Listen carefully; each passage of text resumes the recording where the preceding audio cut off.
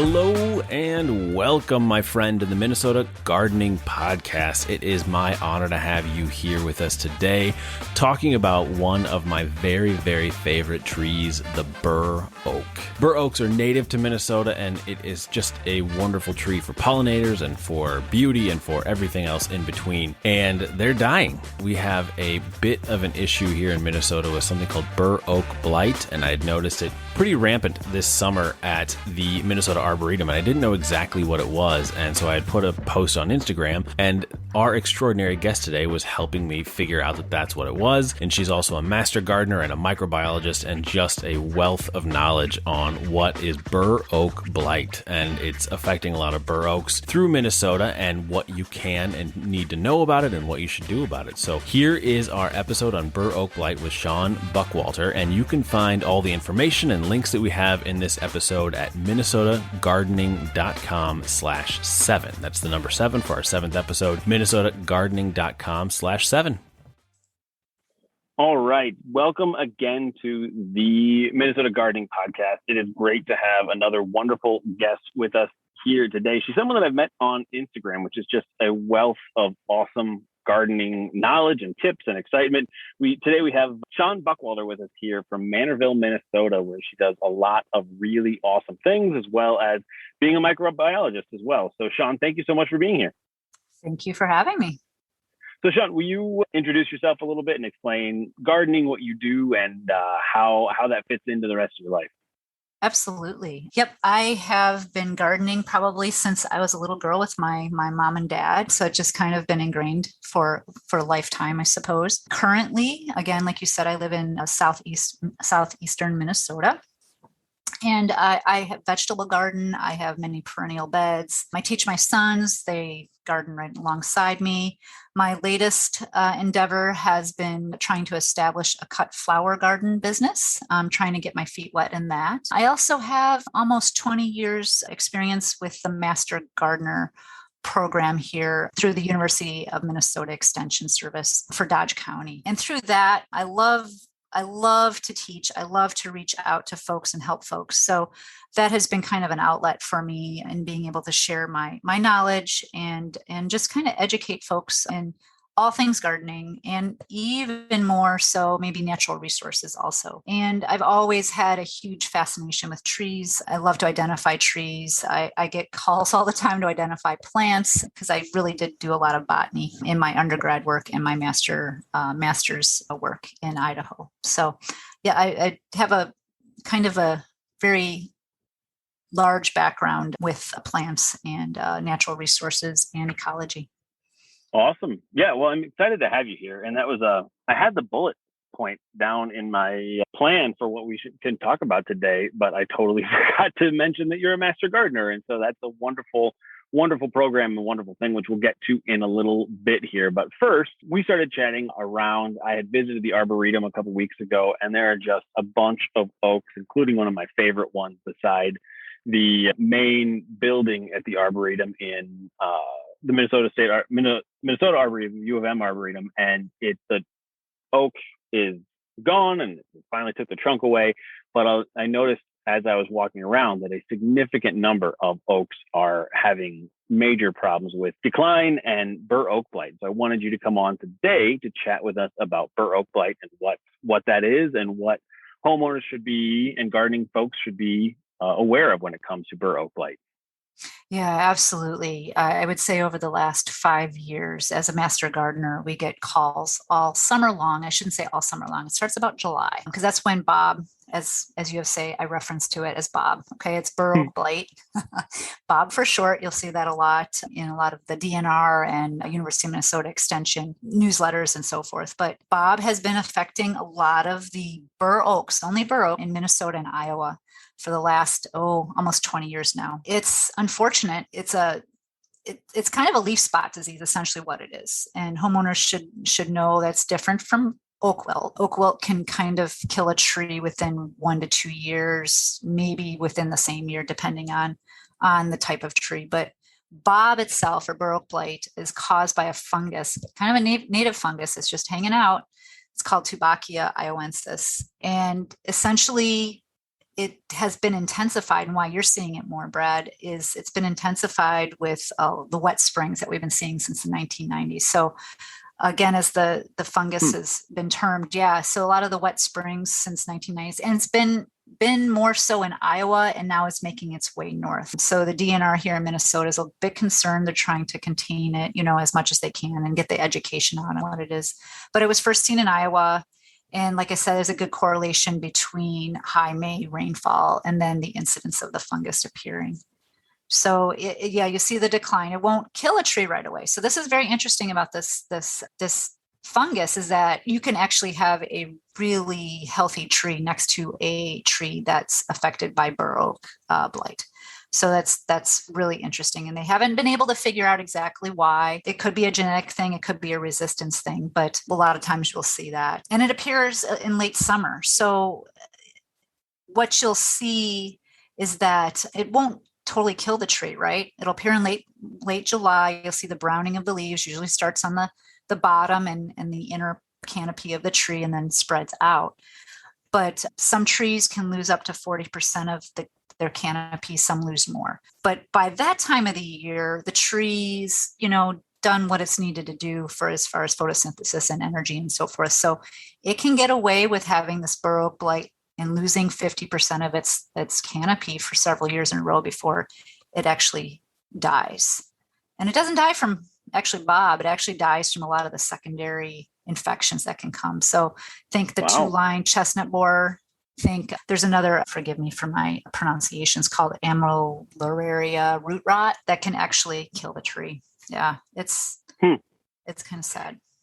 So the trees, they come up looking, at least in the beginning, they come up in spring and early summer looking generally like normal. And then when is the time of year where you start to see, do they shed the leaves? Do they just turn brown and hang out for a while? Or what do most trees see happening? Yeah, great question. So unlike oak wilt, which will completely defoliate a tree, Burr Oak Blight leaves actually stay on the tree. So that's a great question. So what happens is that it starts in probably late July. Yeah, I can see it around in my area. I can almost to like the week drive around and like know what time of the year it is, right? So what'll happen is that the fungal bodies will actually make kind of like, if you look on the underside of the leaves, there's kind of like dark veins, and these fungal black fruit bodies kind of hang on the back of the leaves. And then a brown wedge shaped segment between the veins will start to show up. And the fungus actually gets into the petioles. So, I tried to come up with this just to make it simple. So the petioles is kind of like that stalk that actually connects the leaf to a branch. And so what happens is that fungus gets into that petiole and kind of makes it swell, and it'll turn completely brown and get swollen, and it actually makes the leaves stay on the tree longer because it just kind of all dies and kind of desiccates. So you'll actually see, so pay attention when you drive around or go back to these trees at the Arboretum and take a look at and see, not all of them will stay on, but a fair number of those that are infected by the bob will actually see a lot of brown dead leaves kind of just hanging off on the trees. And then that's how the cyclical nature of this disease happens, is that fungus stays on those petioles through the winter. And then when it rains, they get spread, right? The fruiting bodies then, as all funguses do, they spread with any sort of disturbance. In this case, it would be rain or wind. Is that the main way it spreads from tree to tree, is through rain and wind, or is it spread by insects, or what should people try and do to keep from spreading? Yeah. So unfortunately, I had done some reading a couple of years ago. It's like, okay, well, could we clean up the leaf litter? Is there something that we could do? And, Burr oaks tend to be really huge, right? So it's very difficult and impossible to try to contain it once it starts happening, because there's just, fungus is hard, and it's gonna be on the petioles. And even if you try to remove those from the trees, you could see the dead brown petioles on the tree. You can't remove those and hope that it goes away. So there's other ways to kind of take care of that, and that's through like a fungicide application. Propiconazole is essentially what they're using to treat Burr Oak Blight. And, you obviously can't save all the trees, but if you have if I always think I have 4 beautiful bur oaks in my yard that are probably almost 200 years old, and I would do everything to save those, right?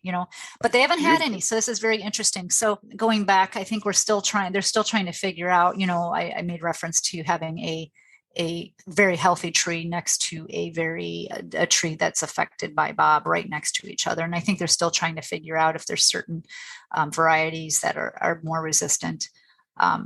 There's the upland bur oaks, and then there's the lowland bur oaks. And it's the upland bur oaks that I would say we see a lot here in southeastern Minnesota and Iowa that they have smaller acorns that are getting affected. Oh. But essentially they can, you got to talk to an arborist. I'm not a certified arborist. But upon reading and doing the research, the propiconazole can be injected into the tree. It's near the root zones. They have particular methods of how you do that. So don't try it yourself, right? And it's right after the leaves have come out in the spring is when you're supposed to do this injection. So you'd have a tree company come out and do that. And there's very specific parameters that would make your tree, I don't know, I guess would be able to accept that propiconazole most efficiently. It's called. So you do not want to have any dieback on the tree. And there's a lot of bur oaks that will put off. Have you ever seen some of the shoots that come out of the bur oaks, like lower down on the trunk? Yep. Those are called epicormic sprouts, I guess is what they're called. And those tend to come out on some trees that are stressed. So if a tree is stressed or if it has dieback, you probably you got to be really careful about that. And then you have to have had 2 consecutive years with more than 40% leaf loss on those trees in order to get injected. So this propiconazole can burn trees if not injected correctly. So again, you want to have a certified arborist to evaluate your tree and to administer that fungicide. And then you can do repeat treatments, but what's going to happen again is that tree is going to have to go through that defoliation for 2 consecutive years before you can treat it again. So there's very specific things that a homeowner needs to be aware of when treating their trees, and working with an arborist is of essence for that. So is that the kind of thing where if your tree is infected with Burr Oak Blight, if it gets treated once, you'll have to get treated every few years into perpetuity? Yeah. You hope that once you get it done once that you're cured and then you're fine from there. How does that work? Yeah, so I think it'll again depend on a lot of factors, right? Your environment, the tree itself, the shape the tree is in. Because again, this is a kind of it's a leaf spot disease. And what essentially it's doing is weakening that tree. So even if you try to cure Bob, you always have to keep in the back of their mind that there could be other diseases that could eventually kill that tree. So like the 2-line chestnut borer is one of those, for instance. So it can weaken the tree's state and then something else will come in and kill that tree. So you can treat them again, but there's other things that, you want to keep your eye on as far as like second line diseases and so forth. Got it. Yeah, that totally makes sense. And so that makes sense. Yeah. Yeah, absolutely. So with that as well, and the using a fungicide that is a systemic fungicide like that, are you concerned about killing off other like good funguses and things like that may be in the root system, or what level of concern should a homeowner have about using a systemic fungicide like that? That's a great question, and one I probably could not answer fully, but I will say this, that they have been doing this since the 1990s and been trying to work on the treatment. I think that's why it's very particular of the criteria of trying to figure out what state of the tree is in before applying any of the fungicide. So I think, working with the arborist and making sure that your tree is in that crucial treatment time is important. Got it. Perfect. So what else should people know about Burr Oak Blight that I haven't asked you about yet? Well, that's a great question. As one of those things that I've always wondered is, how do these trees live and do they ever recover? And so, just like you hear about, I don't treat a lot of funguses in my garden because I know that a plant can lose up to a third of its biomass and still produce a vegetable or still produce a flower, right? You can cut things and so forth. Same thing with oaks. They have shown that a tree could be severely affected one year, but some years afterwards, it's okay. And it's actually can come out of it. And a tree can lose up to 50% of its canopy and still live, which I just find so fascinating of how some of these plants just adapt and work through these diseases and are actually able to survive. So I'm hoping to see that, over the years, we see some resistance to this Burr Oak Blight, and that as these trees start to adapt and maybe actually develop some sort of resistance. Beautiful. Yeah, that would be good, because it's so sad walking around. I was shocked at the number that I saw, like I said, through the Arboretum when I was there a couple weeks ago. And so that I'm glad that there's hope, and I'm glad that there are treatments for things. Obviously, it doesn't make sense to treat all the trees in the woods, but if you've got trees like yours that I've got I've got a Burr Oak that's growing in my backyard that I planted 15 years ago. So I'm super happy with that. And I would hate to see anything happen there. Absolutely. And, they, through the DNR's got some great resources. University of Minnesota Extension does too. I have to put those plugs in. But doing some reading, there's really, you see all these dead trees around, but you have to think about how many are actually out there. So it's still a small proportion of the Burr Oaks in the state. So I'm trying to be positive about this, Bob. It still is sad, right? Right. Exactly. And I'll put links to, I was looking at the U of M and Extension work that they've got out there. So I'll put links to that in the show notes for this episode, so everybody can look at that as well. And so, the U of M Extension does great work, especially with the Master Gardener program. So would you like to talk a little bit about how the Master Gardener program works, and if people want to get involved in it, what they should do and what they could expect? Absolutely. It's a program that, again, I think I don't know, I'm old now. Wait, no, I'm looking at 15 years in 2020. So I've got about 17 years in. But anyway, it's just what essentially it is. It's a group of folks who have a passion for gardening and want to help educate the public, or want to get involved in volunteer opportunities and teaching children, or for age groups, or publish, newspaper articles and so forth. To get into the program, there's usually a sign up window. And unfortunately, it's ending here soon. We usually have to, we try to promote it during the summer months, but sign up for next year's program, 2022, ends in October 1st. So you sign up, you have to pay, I don't know what it is now, so don't quote me on that. I know it's over maybe a couple $100 for the course book, but you have to go through a 12 week-ish, I think it's still at, program where they go through a lot of different units, just kind of talking about basics about,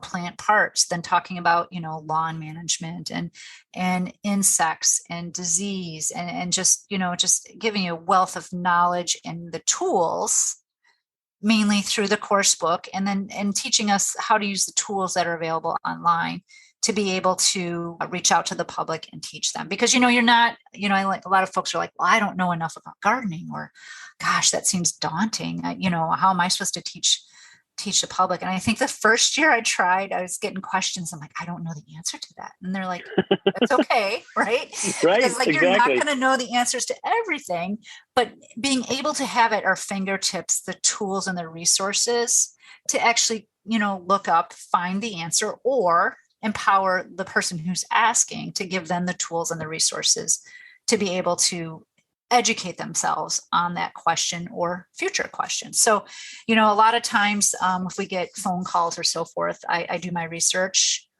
I talk with the person who is the question, and then I give them a web page or another resource to follow up on, for them to get, gain more education on that.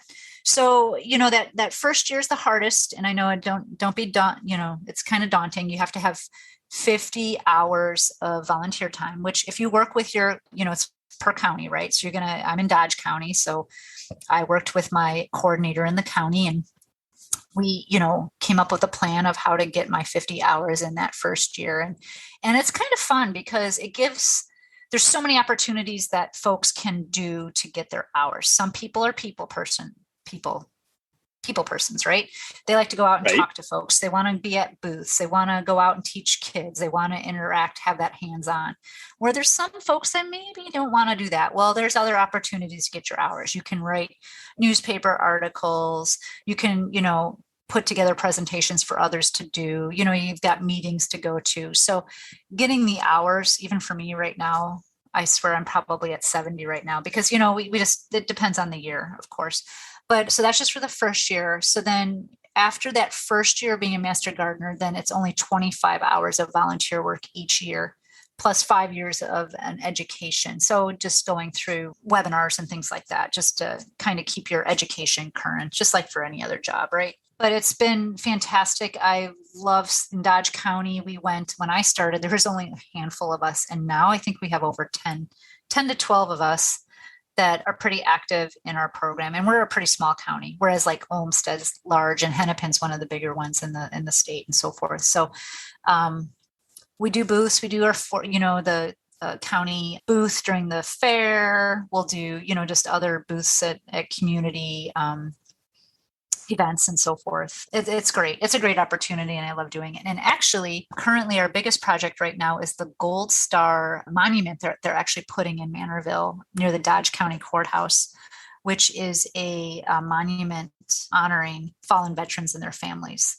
And so the Master Gardeners, because it's a pretty cool project and there's many folks involved, but the Master Gardeners were actually asked to be involved. We were given a stipend for plants and we have been coordinating with local nursery and getting plants. And we're actually going to plant the bed that is going to be surrounding the monument next week. So it's just, we have some great opportunities and working with the public and different groups. It's been a great experience. Yeah. Highly recommend it. Beautiful. And if people have questions about things, they can also call the hotline and ask questions online if people just need help with something like Burr Oak Blight and identifying what's going on. And Master Gardeners are a great resource that way as well. Absolutely. And, if you live in a certain county, make sure you call that county and there will be a list of Master Gardeners. Now, every county is a little bit different, right? I know there's some live helplines, but Dodge County, it kind of gets routed a different way, but eventually gets to us through an email or a phone call. But absolutely, it's a great resource for the community. Perfect. Well, Sean, you have been just an awesome wealth of knowledge here. And so we've got Sean Buckwalter talking about Burr Oak Blight and Master Gardening Program here in Minnesota. And we've got a couple of just like quick fire questions that we end our podcast with here. And so they're really easy. My kids helped me come up with them and I like them a lot. So for sure. Okay. First one is, what's your favorite place to visit in Minnesota? Oh, that's crazy. In Minnesota. I loved Itasca. That's beautiful. We're recording this in before it gets released, about a month before. And just last weekend I was in Itasca and it was gorgeous. It was all the trees were perfect orange, yellow, reds. And it was the Wilderness Drive was amazing. So it was a beautiful, beautiful trip camping that weekend. So that was great. Next one is, what is your favorite food grown in Minnesota? Just particularly grown in Minnesota, I'm going to have to say corn. I don't know. I'm married to a farmer. No, I'm just kidding. Sweet corn farmer. Perfect. Yeah, I would have to be about the same there. So then, what is your favorite plant to grow? Whether that be landscape plants, vegetables, anything like that? Zinnias. They're just beautiful and easy. And I know they're not a native. I should say a native. I've got a list of natives I love to grow too, but I have to say this year it would have to be zinnias. Yeah, they're so happy, and they did so well this year. So happy. Perfect. And then last question is, if you were a plant, what plant would you be? I would be Burr Oak. Long living, beautiful, strong. Yep. Deep roots, all good stuff. Perfect. Well, Sean, thank you so much again for being here. If people want to get in contact with you, where should they go? Oh, I wasn't expecting that. I'm on Instagram through Buck and Bloom Acres. And I guess if they have a Master Gardener program, they could reach me through the Dodge County Master Gardener program too, if they have one in particular questions. Perfect. Well, I will put links to those in the show notes for this episode. Sean, I really appreciate your time and your wealth of knowledge about the Master Gardener program and Burr Oak Blight. So thanks so much for being here. Thank you for having me. See what I mean? Sean was just such an amazing joy to chat with. It was wonderful talking with her and getting to know her and what she has to offer and wisdom and knowledge on Burr Oak Blight and the Master Gardener program and all of that. So it was really great. If there's anything in this episode that we talked about that you would like to learn more, as well as read the transcript on this episode or any episode that we've got, go to minnesotagardening.com/7, and that will get you the show notes and the links and all the information there. So again, minnesotagardening.com/7. And if you listen to our podcast on Apple Podcasts or anywhere you listen to it, could you leave us a rating and a review? We've gotten a lot of great feedback from folks, especially on Apple Podcasts. And here is a review from MPop31. And I believe this is Meredith, who's also a Minnesota Gardening Club member. But she says, helpful for a Minnesota gardener, enjoying the podcast and happy to get some area-specific information, very informative and knowledgeable with great guests. So thank you so much, Meredith, for that wonderful review. And if you go to wherever you listen to the podcast, please leave us a review and a rating over there, because it really helps other folks find the podcast and continue to share the great information that we've got here. And speaking of great information, next Wednesday, if you're listening to this when we release the podcast, Wednesday, November 10th at 10 a.m., we are going to have a one-hour workshop on jumping worms. It's going to be the last jumping worms workshop that we hold this year. So it's a free 1-hour workshop on jumping worms, and you can find that at minnesotagardening.com. So hope to see you there. Next week, we have another great episode with you with a Minnesota legend. She has the longest running radio show in the state on bird watching, and Laura Erickson is just a really, really fun interview and a lot of great discussions on there. So make sure to subscribe to the podcast and you will get that just delivered straight to your phone. So thank you so much, and we will talk again next week. Have a wonderful day.